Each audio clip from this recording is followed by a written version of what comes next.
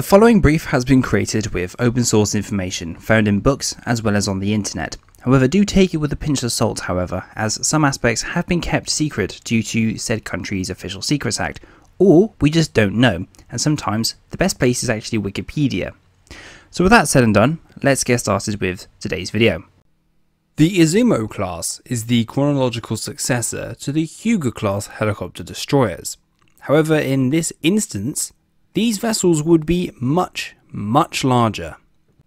The initial idea of the Izumos can be traced back to 2009, where the Japanese Ministry of Defense announced the construction of a large helicopter destroyer designed around the role of ASW, with capabilities to assist with disaster relief and peacekeeping at home and abroad.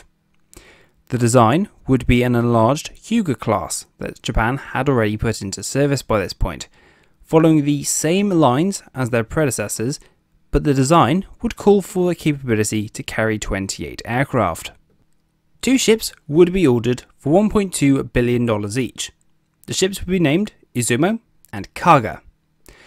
The two ships would be laid down in Yokohama shipyards, with Izumo having her keel section being laid on January 27, 2012, and Kaga on August 6th, a year later. Izumo would take over 18 months to launch and a year and a half to fit out, with commissioning on March 25th, 2015. She was commissioned into the fleet as DDH-185.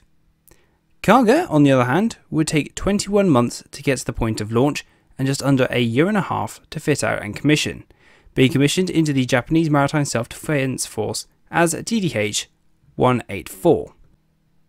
The ships would displace 19,500 tons, which is the actual full load displacement of a Kaga class.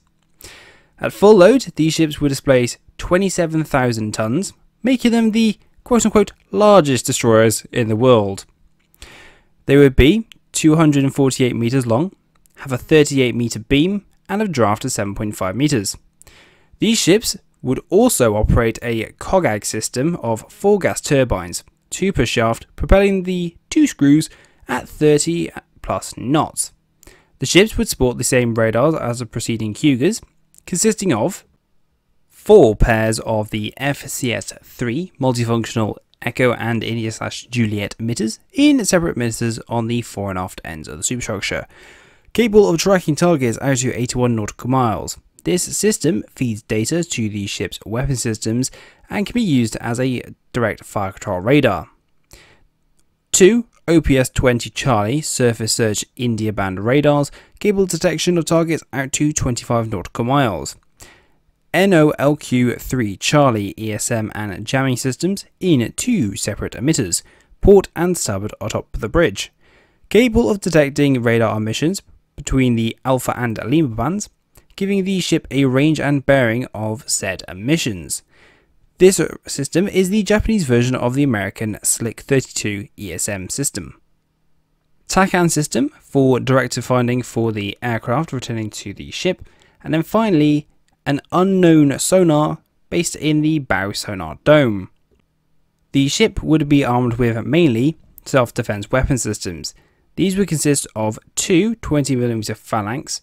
These would be capable of firing 4,500 rounds per minute out to 1.4 nautical miles at a muzzle velocity of 1100 meters per second. 2 CRAM point defense missile systems. These systems are capable of firing a surface-to-air missile out to 6.2 nautical miles at Mach 2 with an accuracy of over 95%. These are the missile variant of the Phalanx. Her aircraft complement will consist of 7 ASW helicopters, which are mainly the Seahawks, and then 2 Merlin search and rescue helicopters. The ship's aviation facilities will consist of a full-length flight deck with 2 elevators, 1 forward of the bridge and 1 aft of the superstructure in a wing-mounted elevator. These both feed a 175 meter long hangar. When Izumo was commissioned, many countries saw her and questions were definitely asked. 1. Is this a re-emergence of the Kido Butai from the late 30s and early 40s? 2. Is this ship really an aircraft carrier in disguise? And 3. What the hell can it launch? So, some of these questions can actually be answered straight off the bat. So, question 1, no. Question 2, kinda. So, the ship's long-term use would be kept from the Japanese public during construction, but the ship is designed to be retrofitted for operation of the F-35 VSTOL Lightning II-B aircraft. However, that will be touched on a little bit later on, and question 3 has basically already been answered. You know, Seahawks, Merlins, later on, will be F-35s.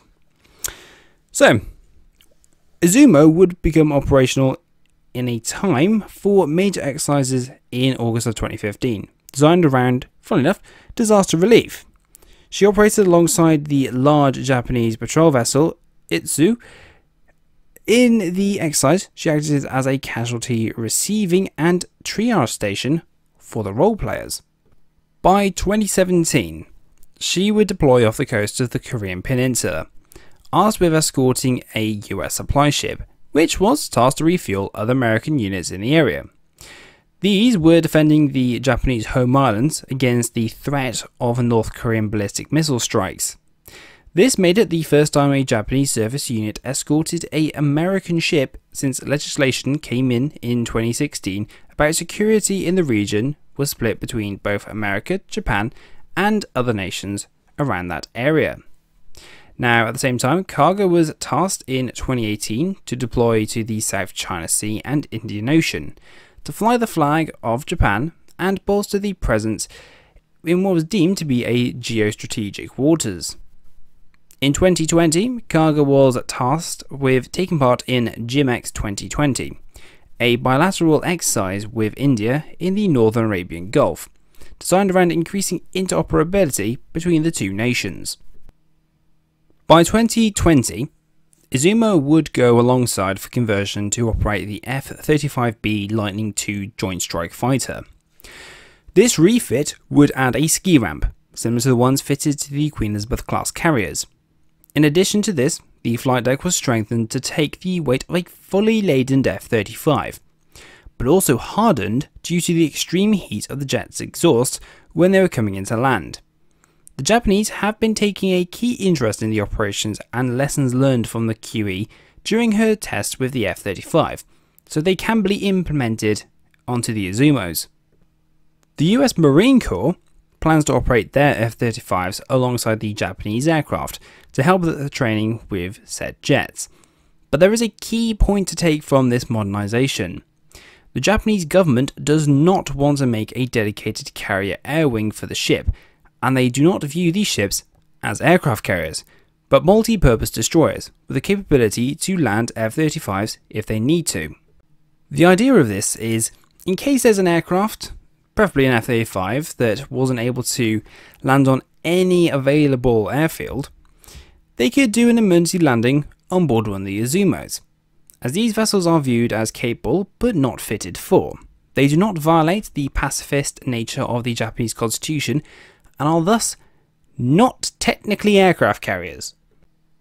Current open source intelligence suggests that as of the 8th of November, based on imagery provided by the Landsat 2 satellite, Izumo is currently alongside near Yokohama in the latter stages of conversion to an F-35B capable platform. However, it is not fitted with the ski ramp as of yet, whereas Kaga, as of the 6th of November, was steaming east south of Kure Naval Base. Thank you very much for watching today's video. I hope you enjoyed it and learned something new. Before you go, don't forget to hit the like button, subscribe to the channel to stay up to date with my latest videos, as well as commenting, and if you want to, subscribe to the Patreon page to support the channel. All I need to say is, here's a sneak peek at next week's video.